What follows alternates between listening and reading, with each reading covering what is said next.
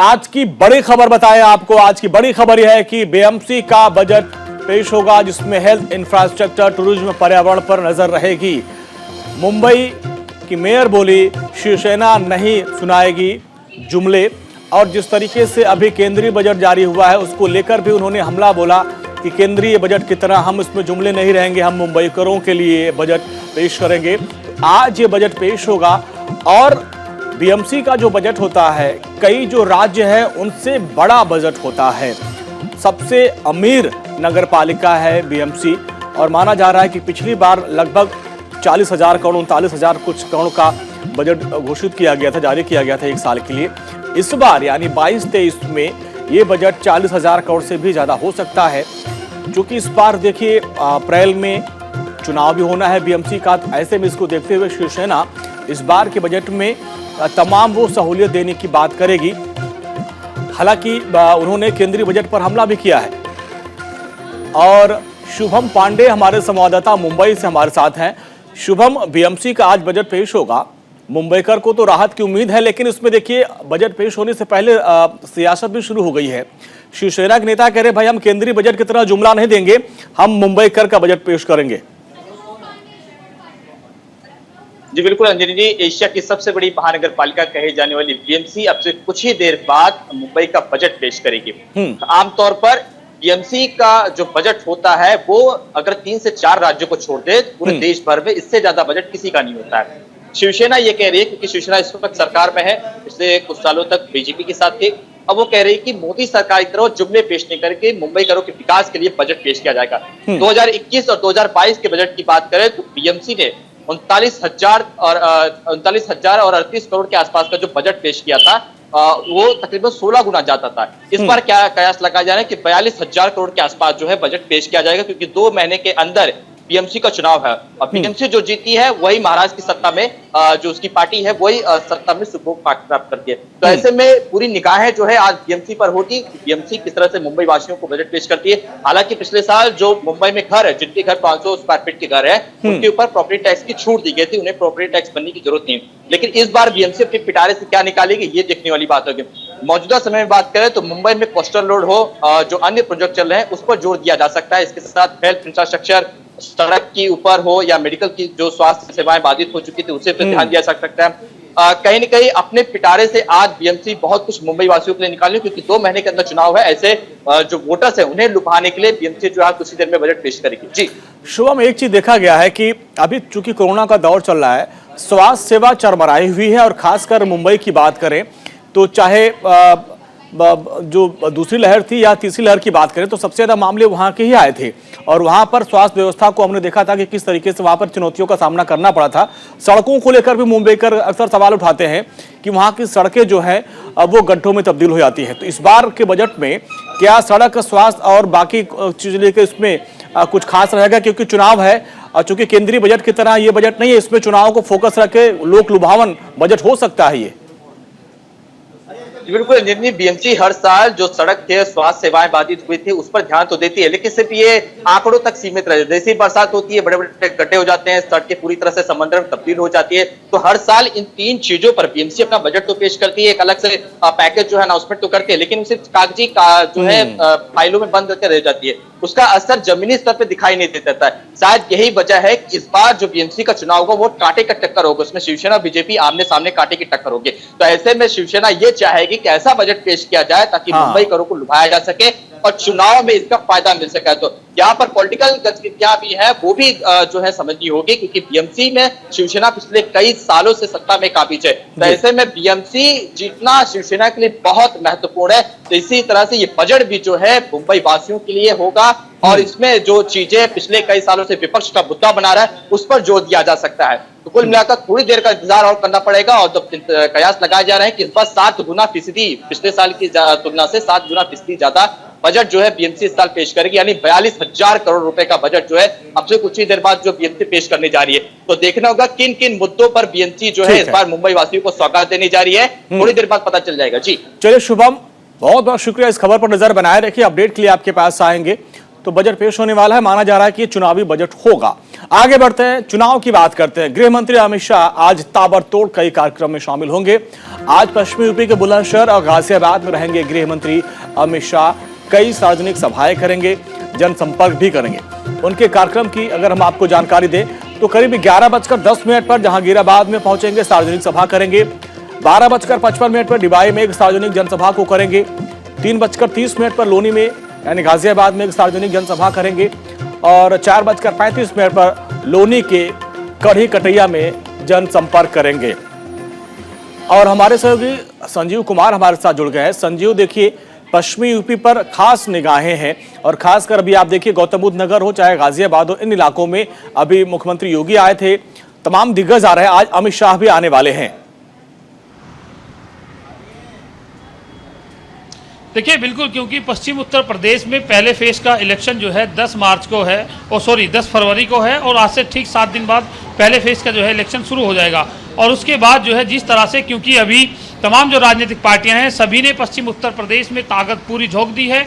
आज जो है बुलंदशहर से ही जो है अखिलेश यादव जो है सुबह 11 बजे उनका हेलीकॉप्टर जो है वो पुलिस लाइन में लैंड करेगा। वो वहां से रोड शो करते हुए शाम को गौतम बुद्ध नगर यानी कि नोएडा पहुंचेंगे। अमित शाह जो है गृह मंत्री, उनका भी कार्यक्रम बुलंदशहर से होकर के और गाजियाबाद तक है। मायावती गाजियाबाद में आ रही हैं। इसी तरह से तमाम जो दिग्गज नेता हैं बड़ी पार्टियों के, तमाम लोग जो है पश्चिम उत्तर प्रदेश में लगातार जो है चुनावी अभियान, चुनावी कैंपेन कर रहे हैं। हालांकि कोरोना की वजह से बड़ी रैलियां नहीं हो रही हैं, लेकिन उसके बावजूद डोर टू डोर जो कैंपेनिंग है वो चल रहा है और लोगों के जो है रोड शो चल रहे हैं। तो इसी को लेकर के सबसे पहले जो है पश्चिम उत्तर प्रदेश को जीतने की तमाम पार्टियों की जो कवायद है वो तेज हो गई है। और क्योंकि लोनी में नंदकिशोर गुर्जर विधायक हैं, वहां से मौजूदा भाजपा के विधायक हैं, तो अमित शाह जो है वो आज लोनी पहुंचेंगे। इसी के साथ साथ बुलंदशहर में अमित शाह पहुंच रहे हैं। अखिलेश यादव की अगर बात करें और वो जो है बुलंदशहर और डिबाई और शियाना होते हुए फिर सिकंदराबाद, खुर्जा, चलिए संजीव आएंगे आपके पास, संजीव आपके पास आएंगे और भी अपडेट आपसे लेंगे।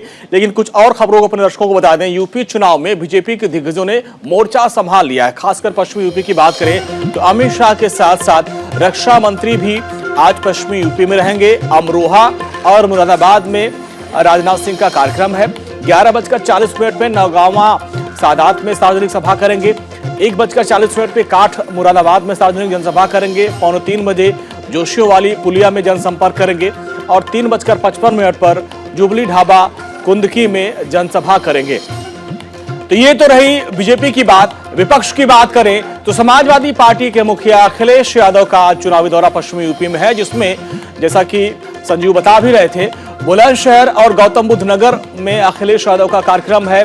11:30 बजे बुलंदशहर में अखिलेश यादव एक पीसी करेंगे। पीसी के जरिए वो चुनाव प्रचार करते हैं और 12 बजे विधानसभा क्षेत्रों में जनसंपर्क करेंगे। 5 बजे गौतम बुद्ध नगर पहुंच जाएंगे अखिलेश यादव। और न सिर्फ अखिलेश यादव बल्कि हम बीएसपी की बात करें तो बीएसपी की तरफ से भी मायावती आज चुनावी समर में कूद रही है। मायावती ने मोर्चा संभाल रखा है। मायावती आज मेरठ जोन के लिए संयुक्त रैली करेंगे और मेरठ मंडल के करीब 28 सीटों के लिए संयुक्त रैली करेंगी। कबीरनगर में रामलीला मैदान में मायावती का संबोधन का कार्यक्रम है। करीब 1:30 बजे मायावती से कार्यक्रम को संबोधित करेंगी।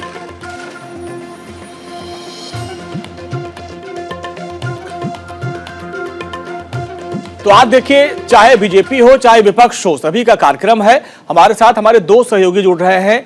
संजीव हैं नोएडा से और हमारे साथ हमारे वरिष्ठ सहयोगी विवेक हैं लखनऊ से।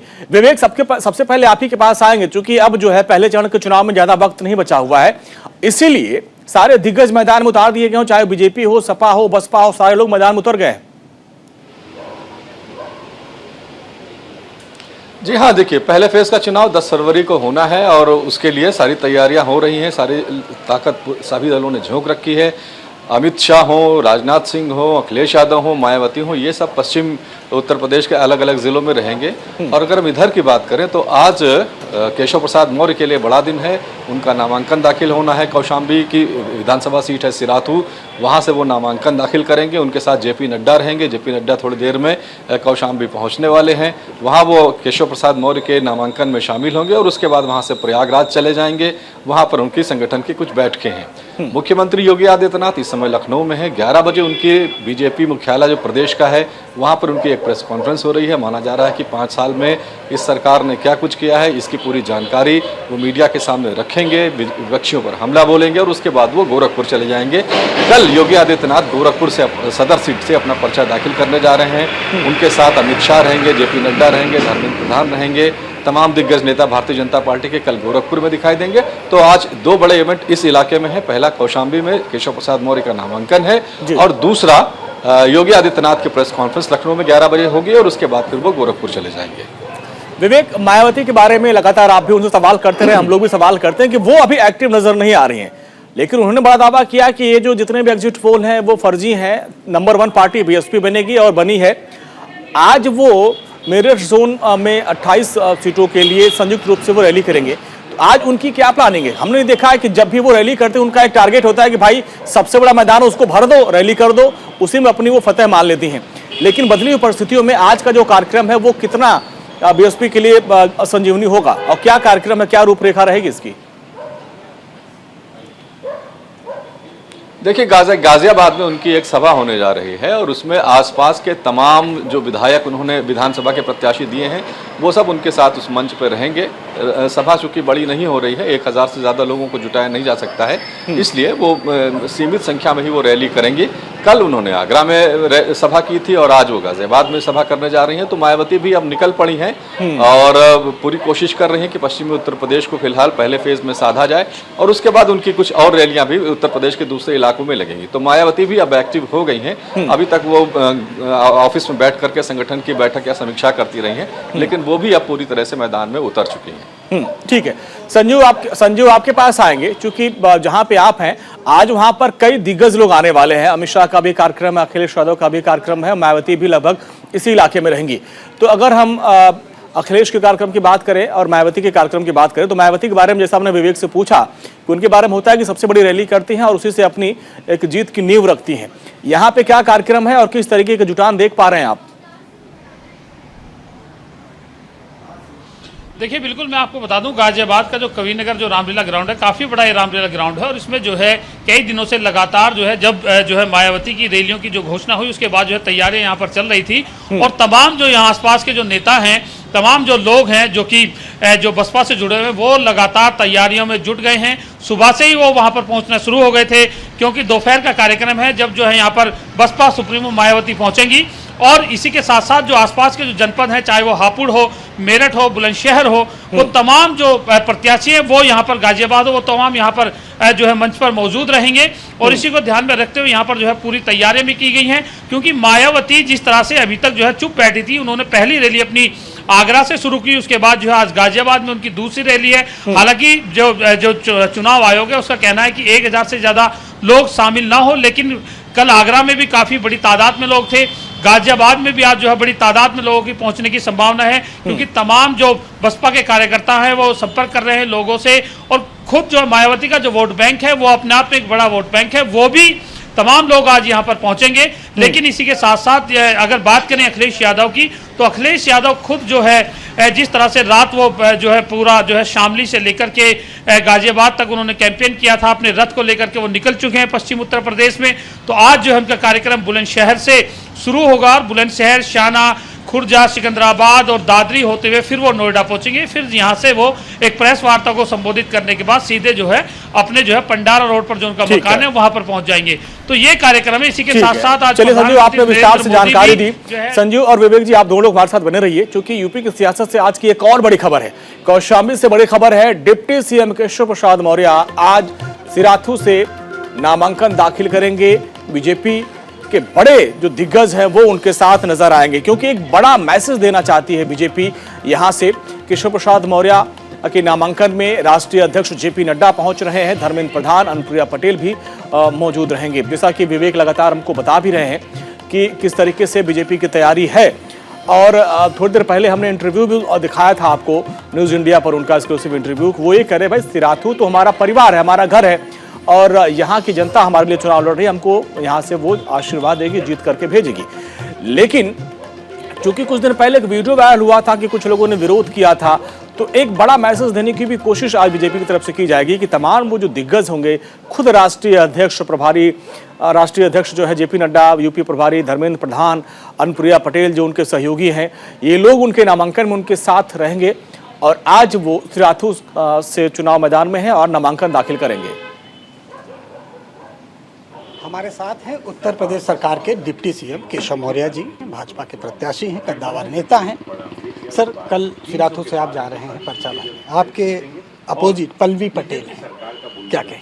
नहीं, प्रत्याशी के रूप में आई हैं, उनका स्वागत है, लेकिन मुझे लगता है सिराथू का बेटा हूं, वहां का नेता नहीं हूं और सिराथू विधानसभा मेरा परिवार है और मेरे परिवार में कोई सेंध नहीं लगा सकता है, ये मेरा विश्वास है। सर, पश्चिम उत्तर प्रदेश में आप काफ़ी एक्टिव हैं और इस समय तमाम बयान भी आ रहे हैं। अभी जयंत चौधरी का बयान आया है कि ऐसे भर भर के वोट करो, बीजेपी नेताओं की चर्बी उतर जाए, या इस तरह की शब्दावली। नहीं, देखिए, ये समाजवादी पार्टी गठबंधन का सूपड़ा पश्चिम उत्तर प्रदेश से साफ हो चुका है, केवल वोट पड़ना और गिनना बाकी।